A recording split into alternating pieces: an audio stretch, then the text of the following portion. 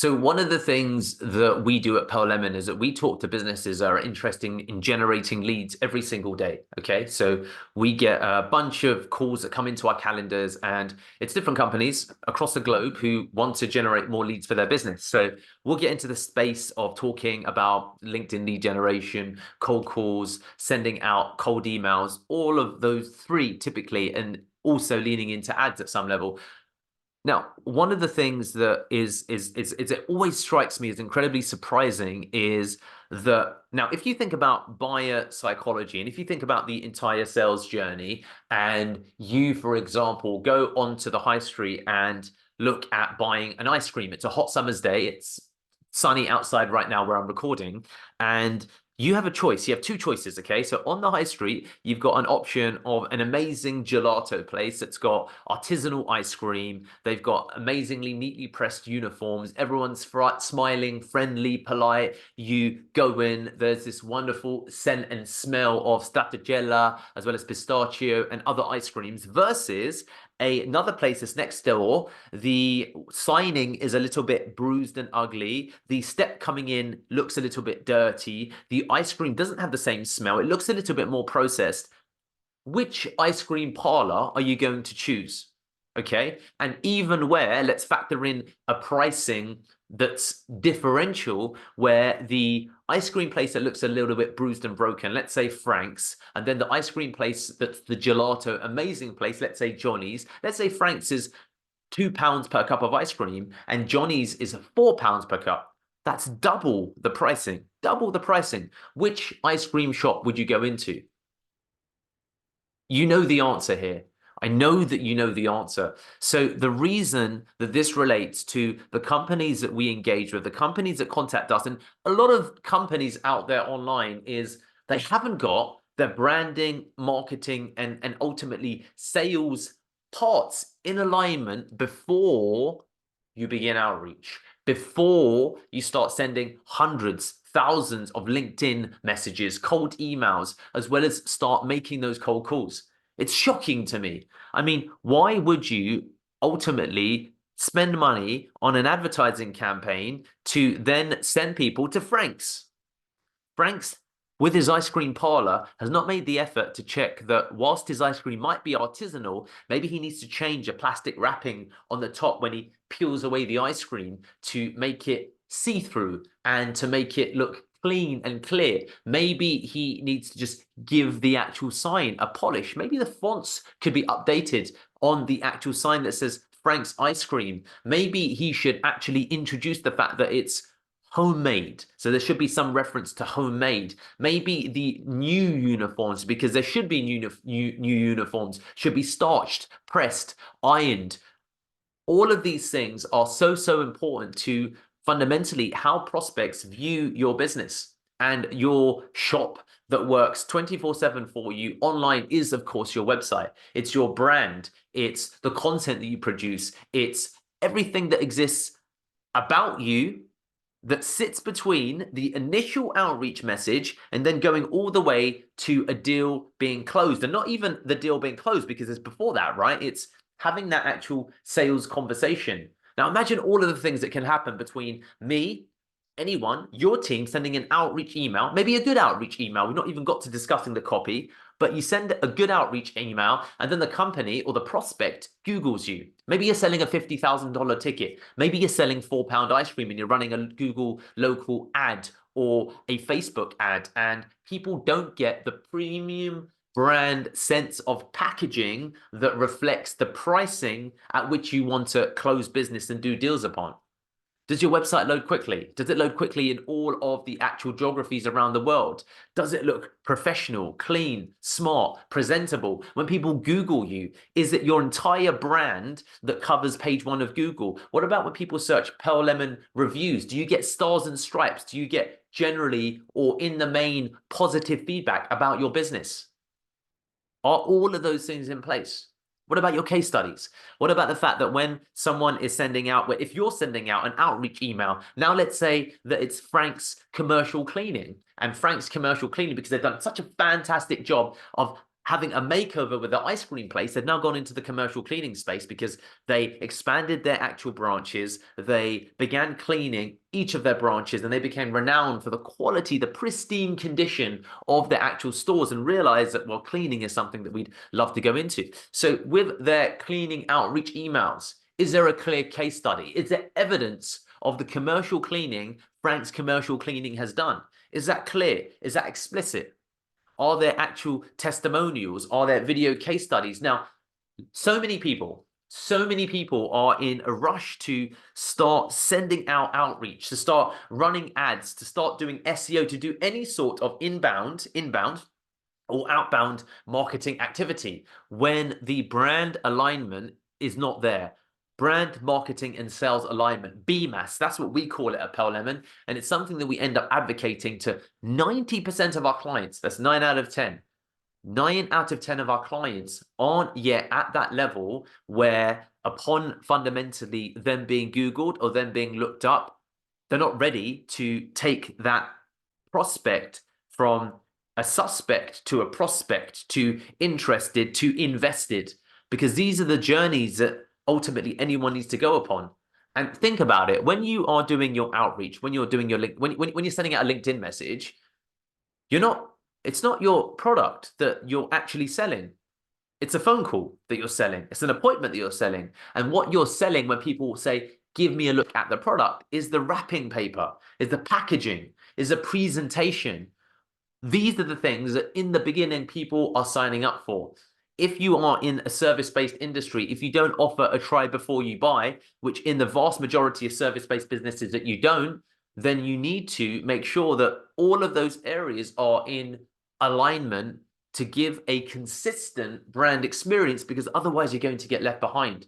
When a company or when an individual, and let's say now it's George, and George is making a decision as to Frank's Commercial Cleaning or Frank's artisanal ice cream, George is comparing Frank's Commercial Cleaning, Frank's artisanal ice cream with all of the other commercial cleaners, with all of the other ice cream vendors, with all of the other messaging that he gets, because you're not just competing with like-for-like competitors, you're competing also for budget, right? And when you think about the fact that you're competing for a marketing or a sales or any kind of budget for a company to exchange services with you, they are making a decision as to whether I should spend this £4, this £40, 4,000, 40,000, 400,000, 4 million with you or with another company. And before they actually make the investment, the thing that they will look towards is all of those pieces online. So this is why then we return back to that example of walking down the high street. You've got option of 2 ice cream parlors. You've got Johnny's ice cream. You've got Frank's ice cream. You've got one that looks artisanal, fresh starched iron pressed uniforms, lovely smell when you come in. Everything is a brand spanking clean, fresh looking, homemade, looks, and this is the important part, right? It looks beautiful. Which ice cream place are you going to make a decision upon? And it's just incredible how many folks don't think about these things when it comes to outreach. And that's part of the whole sales journey. You have to get your brand in alignment, because otherwise, and this is the alternative scenario, you're in a rush to do it, okay? You say, okay, great, great, great. You'll do the bare minimum, and then you'll be in a rush to start sending out those messages, or to launch an aggressive ad campaign, or to get your sales team on the phone to start placing cold calls. Whilst all of the while, those messages, which might be good, again, separate animal, separate bucket, do not align with the value that someone would correlate with the price that they're paying for. Because there's a price also to go to market. And the price to go to market is your investment of time, your investment of your sales reps, your investment of your ads. But then what you need to make sure is in alignment with that is the actual prospect's perception of working with your company. And before they even speak with you, and that's the important part, right? Before they even speak with you, they're running DD, they're running due diligence upon your company, upon your brand. People can be, and you hear about it when people talk about, and they have clear metrics on their sales cycles saying, someone came into my funnel 10 months ago. 10 years is probably possible. 10 months ago. And they've slowly been an observer of my content, or they've come back and forth, and then finally they actually made an inquiry. Think about the actual buyer's journey and how long that are kids. It's longer than you think, and you do yourselves, we all do ourselves damage, and this is something that I didn't think about soon enough. It's one of the mistakes that I made with my career that even now, as I restart this journey of producing content on a regular basis, I didn't really contend with or think about the importance of having a consistent brand experience, of having consistency, great quality that was available online for free for people to engage with, and giving people a brand packaging experience such that they would feel that there's enough value to correlate a 5,000, 20,000 pound ticket with working with Pearl Lemon, with working with your brand, your organization. So when now you are thinking about your outreach, it's really, really key that you understand that all of these pieces are important because there's this gap, right? Between someone hearing about your company or someone being approached about your company to them booking in for a call or even fundamentally turning up to the call. There's all of this stuff that happens in the middle. And that's just outside in. What about your follow-up emails to an appointment that's booked in? What about sending over your marketing materials? What about your presentations? What about the fundamentally things that every person wants to ask before or at some point when they're engaging with any service or product is what's in it for me? What value am I going to get from your service? Now, with ice cream can sell itself to a large degree because it's got such brand recognition. Ice cream in and of itself, separate to the market forces, that it does some of the selling for itself. But in your instance, you need to go further than that. Okay. Now, in isolation, and you'll see it, I live in the countryside in Italy. And where I am, there's a little pizza place, and that gentleman has not had to evolve for probably years because it is the only one pizza place that's dedicated to pizza within a 2 kilometer radius. So he has a complete monopoly upon his market until such a time that another company or another pizza place opens up. Now, where it's different is there's one coffee shop that at the time that I came to countryside Italy, October 2023, there was only one other tiny competitor. But in the time that I've been here, there's a bigger place that's opened up. It's got a foosball table. It's got darts. Gentlemen play poker in there, or they have longer opening hours. They have more fundamental, they have cocktails that they do. So they're a cafe or a bar that does coffee as well as alcohol. They've got this whole range of ancillary or other services to directly compete with the incumbent coffee place here. And that's what you need to think about when it comes to your actual brand perception. Okay. We're not talking about now, and this is the key. We're not talking about the actual product. How is your product better? Because that's not really the question that you need to answer in the beginning to convert leads into or email lists into inquiries. It's, is the perception of my brand product better? Is the sense that someone has of working with me better than the sense that someone has with working with someone else? Does the idea of my fee, we charge £50,000, we charge £5,000, does that make logical sense in the mind of the prospect when they're engaging with all of the content they can see about me online? Because it matters and it goes a long way.